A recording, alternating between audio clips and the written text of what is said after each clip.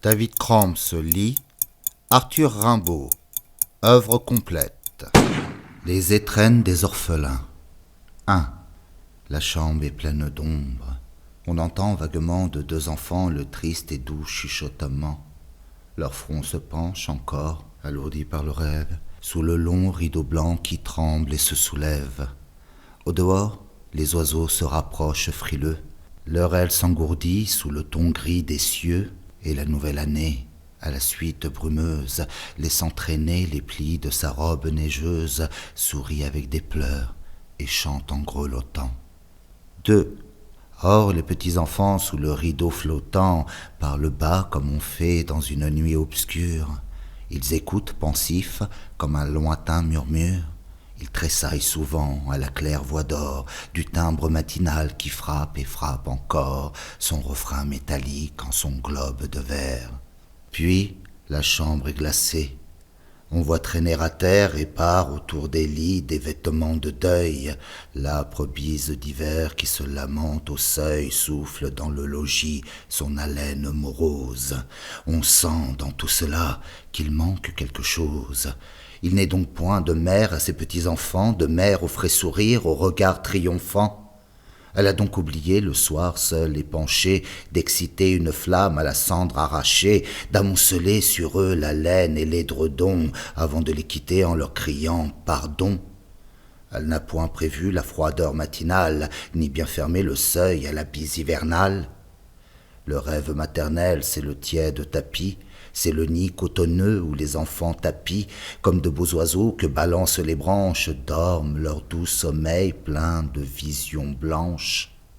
Et là, c'est comme un nid sans plumes, sans chaleur, où les petits ont froid, ne dorment pas, ont peur, un nid que doit avoir glacé la bise amère. 3. Votre cœur l'a compris, ces enfants sont sans mère. Plus de mère au logis, et le père est bien loin. Une vieille servante alors en a pris soin. Les petits sont tout seuls en la maison glacée. Orphelins de 4 ans, voilà qu'en leur pensée s'éveille par degrés un souvenir riant. C'est comme un chapelet qu'on égrène en priant. Ah, quel beau matin que ce matin des étrennes. Chacun, pendant la nuit, avait rêvé des siennes dans quelque songe étrange où l'on voyait joujou, bonbons habillés d'or, étincelants bijoux, tourbillonner et danser une danse sonore, puis fuir sous les rideaux, puis reparaître encore. On s'éveillait matin, on se levait joyeux, la lèvre friandée en se frottant les yeux. On allait, les cheveux emmêlés sur la tête, les yeux tout rayonnants comme au grand jour de fête, et les petits pieds nus effleurant le plancher aux portes des parents tout doucement touchés. On entrait, puis alors les souhaits en chemise, les baisers répétés et la gaieté permise. 4. Ah, c'était si charmant, ces maudits, tant de fois, mais comme il est changé, le logis d'autrefois, un grand feu pétillait, clair dans la cheminée, toute la vieille chambre était illuminée, et les reflets vermeils, sortis du grand foyer, sur les meubles vernis aimaient à tournoyer. L'armoire était sans clé, la grande armoire, on regardait souvent sa porte brune et noire, sans clé. C'était étrange, on rêvait bien des fois au mystère dormant entre ses flancs de bois, et l'on croyait ouïr au fond de la serrure béante un bruit lointain, vague et joyeux murmure. La chambre des parents est bien vide aujourd'hui, aucun reflet vermeil sous la porte n'a lui. Il n'est point de parents, de foyer, de clés prises, partant, point de baisers, point de douces surprises. Oh, que le jour de l'an sera triste pour eux.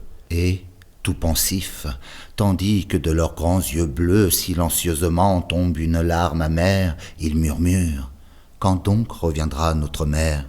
5. Maintenant les petits sommeillent tristement. Vous diriez aller voir qu'ils pleurent en dormant, tant leurs yeux sont gonflés et leur souffle pénible. Les tout petits enfants ont le cœur si sensible. Mais l'ange des berceaux vient essuyer leurs yeux et dans ce lourd sommeil met un rêve joyeux, un rêve si joyeux que leurs lèvres mi-closes, souriantes, semblaient murmurer quelque chose.